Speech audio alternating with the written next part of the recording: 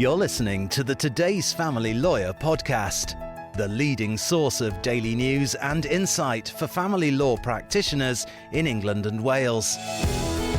Sign up to our free weekly newsletter at todaysfamilylawyer.co.uk and subscribe to hear all the latest news and views from across the family law sector. You can also follow us on LinkedIn and Twitter.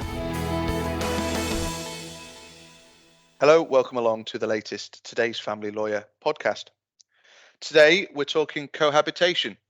I've got Richard Kershaw, a partner in the family team at Hunters Law LLP with me. It's a delight to have you on the podcast, Richard. Thanks so much for joining. Good to be with you, David. We've got a list of questions as long as my arm here, so I'm going to dive right in. You've got 25 years experience in this space. I guess in the eyes of the law, cohabitation has a definition, but to you, what exactly does it mean when we talk about cohabitation? Well, I think to the person on the street, cohabitation means living together, and that could be husband and wife, or it could be husband and husband, or it could be, it's just a general concept of two people living together. But for lawyers, it has a slightly more defined issue for us, which is living together but not married. And the reason why lawyers get quite interested and quite excited about it is that it's got really problematic consequences where the relationships break down or one of the parties dies. And it's worth saying, I think, that cohabitation is one of the fastest growing, if not the fastest growing relationship type in England and Wales. Best estimate recently is there's about 3.6 million people in cohabiting relationships. So we're not talking about a small fraction of the population. It's a significant percentage. We've just had the stats out from government about the spike in divorce applications as a result of no fault divorce. But in general, the number of divorces is declining. I mean, typically that's because the number of marriages hasn't particularly risen, has it? Because of this rise in cohabitation. I think that's right. There are more and more people cohabiting, and/or people are delaying getting married because of the sort of wider macroeconomic financial circumstances. The average cost of a marriage, 30,000 quid for a wedding. It makes you think very carefully before you take the plunge on that. Having got married a couple of years ago, I mean, we didn't spend £30,000, but it is an expensive day. So we kind of move on to this common law marriage. You can't see, because this is a podcast, you can't see the fingers in the air, can you? But the inverted commas common law marriage, which despite the efforts of family lawyers is still knocking about. I did my car insurance the other day, and I think one of the drop-down menus on the car insurance was common law marriage. Where's this concept arisen from, and why is it still being discussed? Yeah, well, it's no one's quite sure, to be honest, where it comes from. But you're right that it's still very much with us. There's some alarming statistics. A couple of years ago now, British social attitude surveys that 46% of people who were interviewed in that, and they interviewed thousands of people rather than 10 or 15 people, think that there's a right to share assets on the end of a cohabiting relationship. There might have been such a thing as a common law marriage prior to the Marriage Act of 1753, and that was the bit of legislation that set out for the first time what was meant by a marriage. But you can speak to 3 different lawyers and get 5 different opinions about whether or not there's ever actually been common law marriage. It is a term, unfortunately, for people who think it is something which actually carries no legal weight whatsoever. It doesn't confer any rights when the relationship breaks down, no matter how long the relationship lasts, and whether or not there are any children. With that in mind, what can we do to raise awareness around the fact that this simply doesn't exist?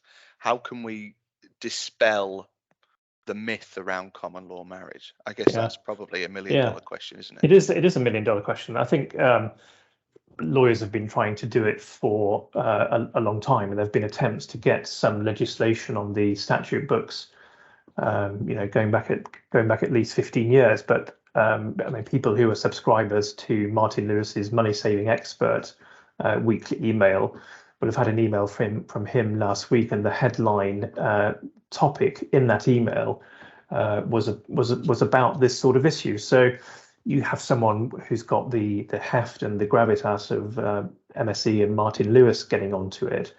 One's hope is that his hundreds of thousands, millions of subscribers would have read that and taken some knowledge of it. There's talk about having public awareness campaigns, making sure institutions like the Citizens Advice Bureau really push this sort of information.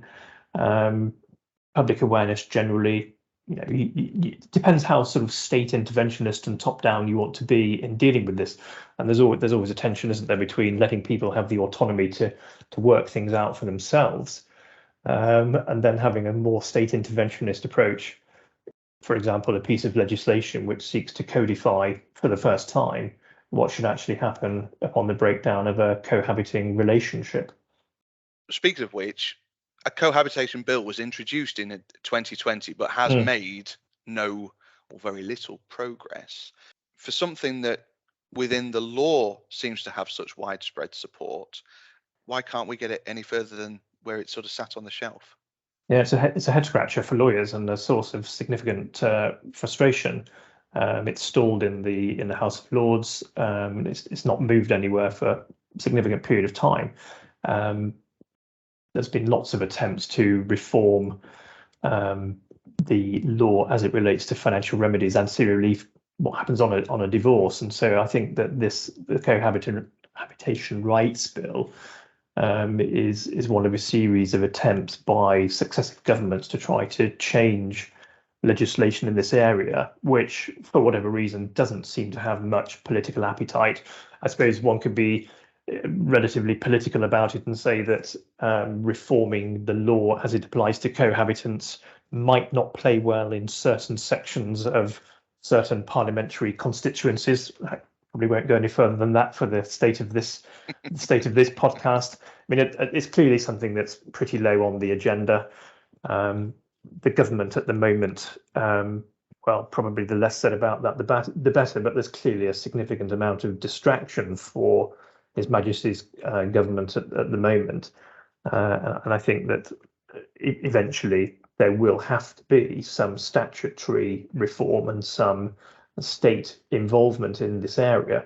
But as you rightly say, David, it's just stalled at the moment and there's no particular impetus for anyone to move it on. I've chatted with a colleague of yours, Olivia Piercy, recently, and one of the points that came out of that conversation was this awareness piece. And she was saying that when things hit the news, that actually that has an awful lot more in terms of the ability to influence people than, dare I say, lawyers. We use the example of Kate Garraway and her husband, and the fact that she didn't have an LPA that had a massive impact on her life, and had they had that in place, things would have been a lot easier. It ultimately ended up influencing a lot of people to go out and look at getting LPAs. There's probably something that has to happen around common law that hits the national press that ultimately is going to influence people and change perception that this is or isn't something. I think that's right, and I think your point about lawyers talking about it's probably lawyers may be attributed with a bit of self-interest on this, saying, well, of course you want some reform in this area because every time there's a reform of legislation, it generates 5 years worth of work for lawyers. Well, maybe so, but actually there's millions of people and millions of children who are potentially in financial difficulties as a consequence of there being no codified rules around what happens at the end of a cohabiting relationship. And yes, you're right. A front page headline in whichever newspaper you might read about this sort of area is likely to bring it to people's attention. I think that there is some legislation already in place surrounding an ability to claim provision for children at the end of a non-marital relationship, Schedule 1 Children Act 1989. I think the view now that that's been in place for several decades is that tends to be of assistance to wealthier families, wealthier parents, it's an expensive piece of legislation in terms of how one configures a case. It is often brought against wealthier parents, and so that there is a real sense that it's a piece of legislation that doesn't quite do what it was expected to achieve, and leaves many people in difficulties. And as you say, this is a problem that isn't simply going to go away. I mean, beyond the cohabitation challenge, you have this blended families challenge, which is only going to be a bigger issue as we go forward. Thinking about what you said about the inheritance and the challenges that people have, particularly if one cohabitant dies, as it stands, how does that scenario play out? And typically, in your experience, how often is it that the other party simply gets left empty-handed? Well, there are two elements to it. One is the client who comes in at the end of a relationship, who sits there and says, "We've been in a relationship for 20 years. We've got 2 children. The other party owns the property. The other party's got pensions. What am I entitled to?" And the stark advice is perhaps not anything at all, unless there's any rights over property that have been established by co-ownership. Then there is no recourse to maintenance. There's no recourse to pension share. There's no recourse to lump sum orders. There's no recourse to what in matrimonial terms is called spousal maintenance. And there'll be the maintenance through the child maintenance service for any minor children. So that's a very stark binary difference between marriage and cohabitation. And on where a partner has died as well, the position is equally stark. So if you suffer the loss of a spouse, then there might be a will, but if there's no will, something called the intestacy provisions apply, which gives a very clear hierarchy of what happens to the deceased's spouse estate. If there is no children, then the surviving spouse takes all of the estate. If there are surviving children, then the surviving spouse gets the first £270,000, and the rest of the estate is then divided equally between the children. But if there's no marriage and there is no will, then the intestacy provisions follow a very different trajectory, and the money goes first to children, then to parents, then to grandparents, then to aunts and uncles, and then ultimately to the crown. So that there is no provision within the intestacy rules for a surviving former cohabitant to receive any money. So they're left with either nothing, or they can make applications under a piece of legislation called the Inheritance Provision for Family and Dependents Act 1975. It's not particularly snappily titled, but cohabitants can rely on that piece of legislation, which interestingly was within a couple of years of the Matrimonial Causes Act in 1973. And I think the fact that those two bits of legislation were made pretty much nearly now 50 years ago is a good pointer to society having moved on. Cohabitation 55 years ago, when the Matrimonial Causes Act was starting to pass through Parliament in its bill stages, cohabitation was not particularly a thing at that point. Most people who lived together were married or got married. 50 years on, as we've been talking about already, David, it's a very different story, and the legislation is really falling behind. So it's what you might call a legislation lag behind society, and society does move and does change very quickly. Legislation moves very slowly. What's the sentiment within the family law community? And we can joke with our tongue in our cheek about the fact that actually this creates a lot of work for family lawyers and all the rest of it. But actually, what's the sentiment here? Because it would make your life an awful lot easier if there were some statute around this, so that it didn't become, dare I say, a bun fight. The sentiment amongst family lawyers, the overwhelming majority of whom, all the ones I come into contact with, care deeply about their clients and provision for their clients, are saddened that there is no codified provision for cohabitants. resolution, which is a body of family lawyers, is very much pushing, and has been pushing for a long time, reform in this area. And as we've been talking about, there have been serious attempts to do that over a number of years, but it's just not happened yet. I think we all think it will come, but it's just not clear where the real impetus to that is going to come from. I think you've alluded to it already. It's that balance between what can we achieve as an industry, what can we achieve voluntarily, and what can we achieve through membership bodies like resolution, Yes. as against what can be achieved legislatively. The rejection of almost all the proposals in the Women and Equalities Committee's report is disappointing, Richard. I think it's fair to say. What of the recommendations that were in there did you actually feel had some legs, had the opportunity to really make a difference? The report took soundings and input from various interested bodies over a period of time. I think it's fair to say that the committee's report wasn't saying anything startlingly new. It was looking at it from a slightly different lens through the disproportionate impact that the lack of codification has on women in particular.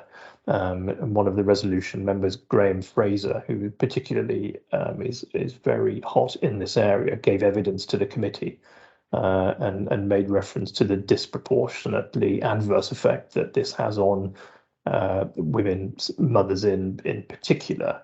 And I think that's my own personal experience as well. Some of the most difficult and saddest discussions I've had are with mums who come in at the end of a relationship and still have very much in mind the common law marriage myth that you and I have been talking about, and are devastated when the only advice that I can give them is that they're entitled to no capital claims, no pension claims, no claims over a property that's owned in their former partner's name. They have a right to claim child maintenance, and in some limited circumstances make an application under the Children Act 1989, Schedule 1. But other than that, they are left high and dry with nothing. And many family lawyers will have had the same experience of sitting there across the table from a former cohabitant saying, this can't be right. And the answer is, you're right, it's not. But there's nothing that this lawyer can do about it, unfortunately. That disproportionate impact on women plays out across a number of issues in family, doesn't it? As I said, we did this coercive control podcast a week or so back. It's a big part of that conversation as well. You see it play out in this area of law more often than not. Yeah, that's right, and you're right. We see it across the piece in terms of the end of the cohabiting relationship, and we see it on the tax front in terms of the inheritance tax breaks, which apply to married couples, which don't apply to cohabiting couples, and we see it on the intestacy side as well. So it impacts upon all of the areas of life. If you think of the big events of life. It really whacks cohabitants over the head at each of those stages. So what the committees recommended is that the Ministry of Justice goes back to review the Law Commission report in 2007. That's now 15 years old, just to see if that needs refreshing and updated, and perhaps somewhat aspirationally has said they would, with a view to getting some some statute going through in the 23-24 session of Parliament. Who knows whether that's politically realistic, but there's a very clear aspiration set out by the committee to do that. And the committee talks about the importance of cohabitation agreements, so a freely entered into agreement at the start of or during the current of a relationship, which would require independent legal advice, some financial disclosure, and the absence of duress for that to stand up in court. That sort of thing is obviously already available to anyone who is cohabiting. but it's a matter of people being aware of the huge downside of not having something that will be the galvanizing factor in making people think, okay, well, I do need to invest in this particular document. Yes, it's going to cost a bit of money, but actually it could save me or put me in a significantly better financial period if the relationship breaks down. Sadly, relationships do break down, and lawyers talking about relationships breaking down doesn't make relationships more likely to break down. And I think that's a role that lawyers have got to play when they see clients, whether they're coming in to buy property or do wills or whatever it might be. There's an opportunity there to say, hang on a minute, I know this might be a bit indelicate, but have you thought about a cohabitation agreement? I want to pick up on 2 points that you've made there. One is a pet peeve of mine that I'll come to in a second. But the first is, and if we can be politically incorrect for a moment, the demographic of people who typically are cohabiting are going to look at the cost of a cohabitation agreement. And I think in many cases it's going to be prohibitive. Yeah, I think that's right. I'm a lawyer, so I would say this is the next comment you're going to make probably, but one of the things I get involved with as a family lawyer is claims under the aforementioned very long worded 75 Act, the Inheritance Act. And so I look at wills or situations where wills haven't been made. People think like a will is quite expensive, I'm not going to do it. Or they have a homemade will, or they have a will that sort of does what they hope, but actually doesn't conform with what's required from a statutory basis. There are very clear guidelines about what needs to be done. So you have a will, it doesn't tick those boxes. It's just a piece of paper with someone's writing on it. And I think the same applies to cohabitation agreements. They're not. I think they're not freely available to the public. They could be made more freely available to the public. They need not be particularly complex. I think the primary things to deal with are property. How do you own this particular property? But actually, David, I think that's something that property lawyers could talk to clients about to try to get their brains moving when a couple comes in to buy a property. There's a document that anyone who's buying a property has got to sign. Well, there's lots of documents. One particular document called a TR1, transfer, and you have to tick a box on that to record how you are holding the property. Are you holding it jointly? And if so, tick a box. Are you holding it as joint tenants or tenants in common? Now, if you hold it as joint tenants, you each own an undivisible share. If you hold it as tenants in common, you own 50-50 automatically, or you can write in, we're going to hold it in disproportionate shares. I think that's an absolutely fantastic opportunity to have another box on that document that says, and are you doing a cohabitation agreement? Now, you don't need to disclose that cohabitation agreement to that lawyer, but it could be a way of causing lawyers to have to complete some form of indication that they've advised people who are buying property about the wider legal ramifications of being in a cohabiting relationship. So I think there are ways of attacking it and dealing with it which are not necessarily expensive, which fall short of having the very involved 10 or 15 page document that lawyers often put in place. Why do they put them in place? They put them in place because they're protective. They put them in place because things go wrong, and then clients come back and say, well, hang on a minute, that document didn't include this, that, or the other. So they've got to be dispositive of all the issues and all the potential issues. You've hit the nail on the head with the second point, and my particular pet peeve is that you've got somebody, a couple, a family coming into the office to talk about their property move, and a property move, as you quite rightly point out, actually necessitates a whole load of thinking that couple needs to do, and too often those thought processes aren't prompted well enough. So they haven't been prompted to think, we've bought the house, have we updated our will? They haven't been prompted to think, as you quite rightly point out, about, well, if we're not married, how do we want to hold this property? And actually, do we need to be thinking about a cohabitation agreement of some description? Not only is it just good practice for your client, but obviously ultimately it's got some potential financial value to the firm as well. Absolutely, and I think it's beholden upon lawyers when they're advising. I don't know, colleagues and partners here at Hunters take a wider view than simply getting a particular piece of paper ticked. They will take the blinkers off, and we will look around and think, okay, what are the other 3 or 4 issues that might be facing your family at the moment? But I think the point you made is a good one. By analogy, when people are getting married, there's a particular date in time, there's a ceremony booked. Everyone knows that there's a marriage happening on a particular date. Now, there may have been cohabitation before that. I'm not saying there won't have been, but if I'm instructed to do a prenuptial agreement, I know that it's got to be done by a particular point in time, which is ideally 28 days before the marriage, because there's a time pivot around which everything changes. You're either married or you're not married. Cohabitation is much more difficult to pin down. There's no ceremony. It might be something that happens over a period of time. Certainly when we're looking at some of our complex financial cases at the end of a divorce, the time when cohabitation started is a material factor.